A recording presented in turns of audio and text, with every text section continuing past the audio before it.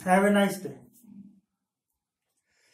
जब कोई पार्टी जीत जाती है वो तो खुश हो जाती है, और जो हारने वाली पार्टी है वो आमतौर पर इलेक्शन कमीशन पर उंगली उठाती है, और या फिर ईवीएम मशीन पर उंगली उठाती है। ये तो एक रूटीन बन गया है ना।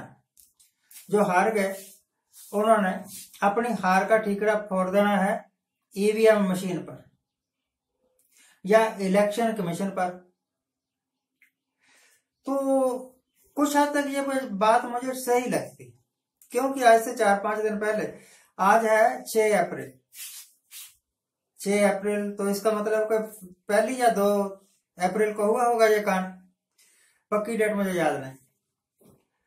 एक जगह एक कार में से ईवीएम मशीन पकड़ी गई थी, और वो कार एक बीजेपी की लीडर की थी। तो आंखों में धूल झोंकने के वास्ते फिर क्या किया, सरकार ने वो जो ऑफिसर्स थे ना, कंसर्न्ड ऑफिसर्स, उनको सस्पेंड कर दिया। पहले बहाना ये लगाया था कि देखिए जी, ये ईवीएम मशीन से लेकर जा रहे थे सरकारी ऑफिसर, इलेक्शन कमीशन के ऑफिसर्स, और जिस गाड़ी में जा रहे थे वो गाड़ी खराब हो गई, इस करके इन्होंने लिफ्ट ले ली। संजोग की बात है, ये कार खराब होनी थी और उसके पीछे एक कार आनी थी, और वो कार होनी थी बीजेपी के लीडर की, और मशीनें उठा के उस गाड़ी में लिफ्ट लेके फिर उन्होंने अपना डेस्टिनेशन तक पहुंचना था। हो जाते हैं, क्या बोलते हैं इसको बोलते हैं संयोग। संयोग शब्द ऐसा है जिसके लेकर सारी फिल्में बनती हैं। संयोग शब्द से ही ब्याह शादियां होते हैं, और संयोग शब्द से ही प्रधानमंत्री बनते हैं। बने हुए हैं। क्वालिफिकेशन नहीं थी पर बन गए। संयोग, कुदरत का खेल। क्वालिफिकेशन नहीं थी, कहीं इसका मतलब यह नहीं है कि इसके वास्ते पढ़े लिखे होने की जरूरत होती है, एमए पीएचडी हो। क्वालिफिकेशन का मतलब यह है कि जब ये अभी प्राइम मिनिस्टर नहीं बने थे, बड़े बड़े दावे किया करते थे, बड़े बड़े वायदे भी किया करते थे। मैं काला धन ले आऊंगा, 15 डाक खातों में डाल देंगे, ऐसे करके। परंतु इनका कोई भी दावा, इनका कोई भी वादा पूरा नहीं हो सका। ये अपने ही दी हुई स्टेटमेंट्स पर खरा नहीं उतरते। खैर, जो असम में हुआ ईवीएम मशीनों की चोरी का खेल, वही अब बंगाल में हो गया, पर इस बार पात्र बदल चुके हैं।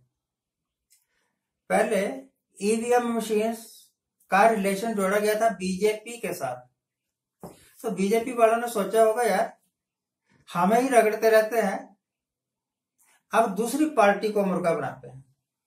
तो इस बार बंगाल में जो मशीनें पकड़ी गई हैं या पकड़वाई गई हैं, उसका संबंध कहते हैं टीएमसी के साथ। ले, तू हमारी आंख में बाल ढूंढ रहा था, हमने तुम्हारी आंख में ही मुट्ठी भर के रेत डाल दिया, अब करता रहे साफ। तो एक ऐसा मुल्क जिसको आप हिंदुस्तान बोलते हैं, कई कहते हैं नहीं हिंदुस्तान इसका नाम ही नहीं है, इसका नाम तो भारत है। कर नाम, मैं कोई रिसर्च स्कॉलर नहीं हूं कि खोज करके बताऊं कि किसने हिंदुस्तान कहा था, परंतु श्री गुरु ग्रंथ साहब में जो गुरु नानक ने बाणी लिखी है उसमें भारत भूर्त एक लफ्ज नहीं है कहीं पर भी, उसमें बार बार 2-3 बार 4 बार दिखा आता है हिंदुस्तान है। हिंदुस्तान कह लो, भारत कह लो, है तो आपका मुल्क ही।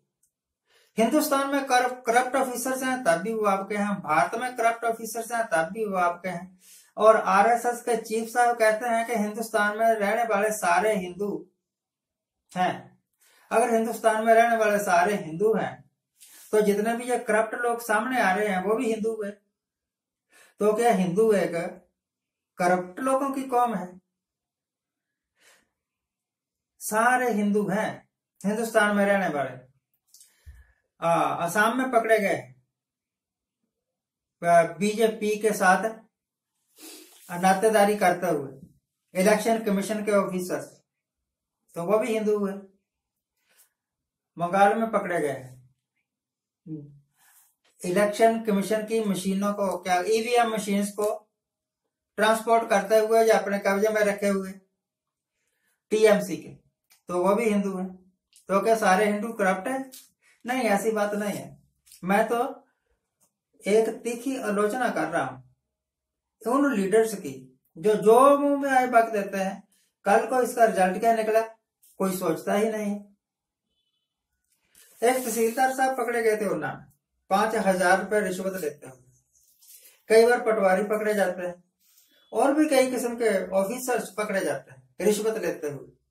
अभी दिल्ली में कुछ इनकम टैक्स के ऑफिसर्स पकड़े गए थे क्योंकि वो केस को सेटल करने के वास्ते कुछ लाख रिश्वत मांग रहे। तो रिश्वतखोरी जिस मुल्क की रग रग में समाई हुई हो, हेरा फेरी ही जिस मुल्क का सबसे बड़ा ईमान और धर्म बन चुका हो, उस मुल्क में दो चीजों की उम्मीद नहीं करनी चाहिए। पहली, साफ सुथरा इलेक्शन, और दूसरी करप्शन रहित पॉलिटिक्स। अभी मैं एक खबर पढ़ रहा था, फ्रांस में किसी एजेंसी ने एक न्यूज लीक की है और वहां बड़ी तेजी से यह न्यूज फैल रही है कि रफाल विमान के सौदे में 10 लाख यूरो रिश्वत दी गई थी। अब प्रधानमंत्री तो हमारे नरेंद्र मोदी साहब, वो तो पवित्र आत्मा है, भगवान का ही रूप है। इसी करके लोगों ने कहा था कि हर हर मोदी, मोदी घर घर मोदी। वो तो इस रिश्वतखोरी के मामले में शामिल नहीं होंगे, परंतु सौदा उन्होंने किया था। इस करके शक के दायरे में तो पीएमओ यानी प्राइम मिनिस्टर का ऑफिस भी आ गया। अगर कहीं यही कांड हुआ होता ना पाकिस्तान में दोस्तों, तो प्राइम मिनिस्टर हो या कोई भी हो, वो तो बख्शते नहीं किसी को, सजा दे देते हैं। और सजा आपको याद है भुट्टो का क्या हाल हुआ था।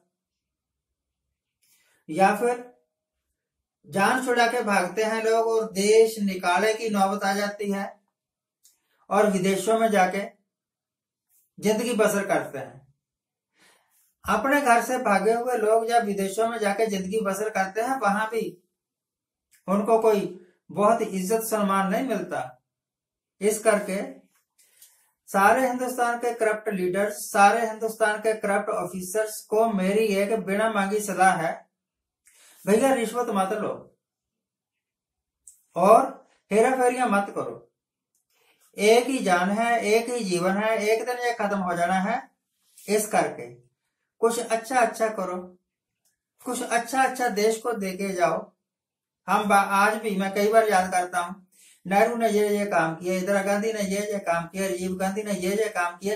अरे मूर्खों, अपने नाम भी कुछ लिखवा लो, आपने कुछ भी नहीं किया।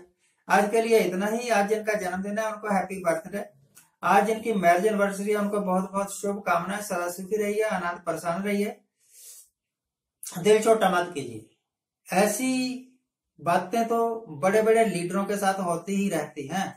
एक बार मेरे एक दोस्त थे, डेथ हो गई उनकी, चमनलाल। वो किसी को बोले, और मुझे पता लगा तेरे को कल जूते पड़ गए। तो वो बोला, फिर क्या हुआ, जूते पड़ गए। आशिकों को जूते पड़ते ही रहते हैं, तो लीडरों की बेइज्जती होती ही रहती है, कोई बात नहीं, पर कच्चे मत उतारा करो। Thank you very much for watching. Thank you very much for watching.